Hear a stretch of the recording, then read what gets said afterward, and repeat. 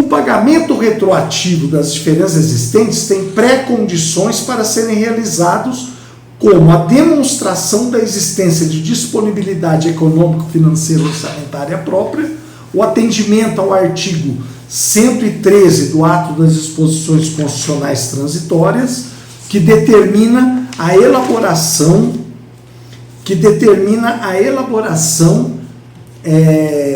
da estimativa do impacto orçamentário e financeiro, e também o disposto no parágrafo 1º do artigo 169 da Constituição Federal, tendo em vista que o pagamento retroativo das vantagens funcionais provocarão o aumento da despesa com pessoal, e para isso deverá existir dotação orçamentária suficiente e autorização específica na LDO.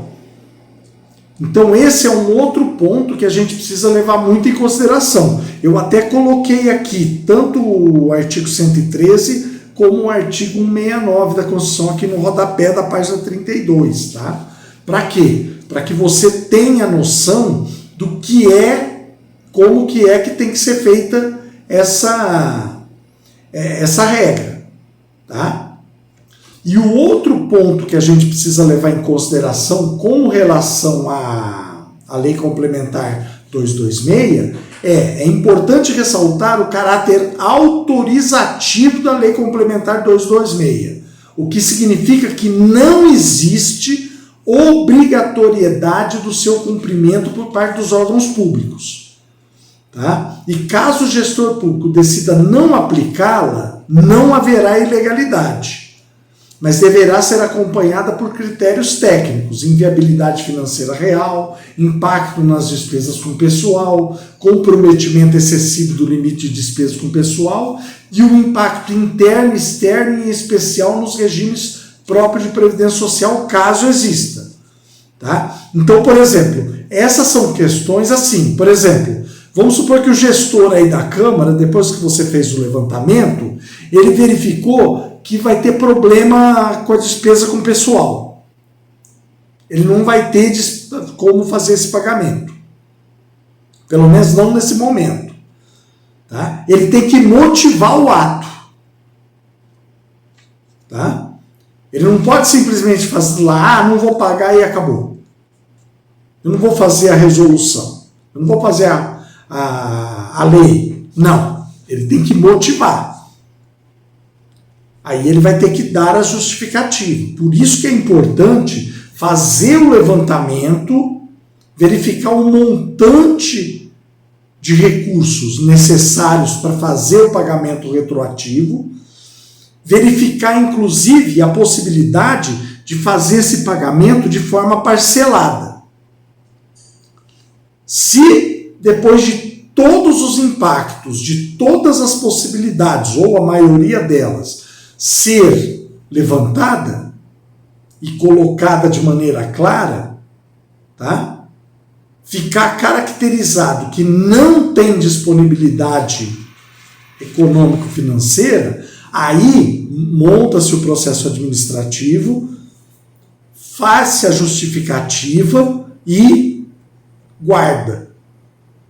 Para, no caso de uma ação judicial, no caso de alguma eventualidade, ou até mesmo no caso de uma retomada do processo em outra época, tá? Porque vamos supor, olha, para esse ano eu não tenho como fazer. Tá? O gestor vai falar, eu não tenho como fazer para esse ano. O ano que vem eu não vou conseguir incluir isso no orçamento, porque nós não vamos conseguir ter um excesso de arrecadação. Tá? Mas, no outro ano, 2028, eu estou com uma folga orçamentária e posso fazer. Nada impede de eu fazer posterior, tá? Eu não consigo fazer agora. Agora, precisa tomar cuidado, tá? Porque 2028 é ano de eleição, não é? Então aí você só pode fazer isso até abril, né? 6 meses antes da eleição. Então aí você tem outras vedações. Então a gente precisa tomar bastante cuidado com essas questões, tá? Esse ano não tem vedação para a área municipal, porque não tem eleição de cunho municipal, tá? Mas tem vedação estadual e federal e distrital. Só que para nós não nos interessa isso, tá? Mas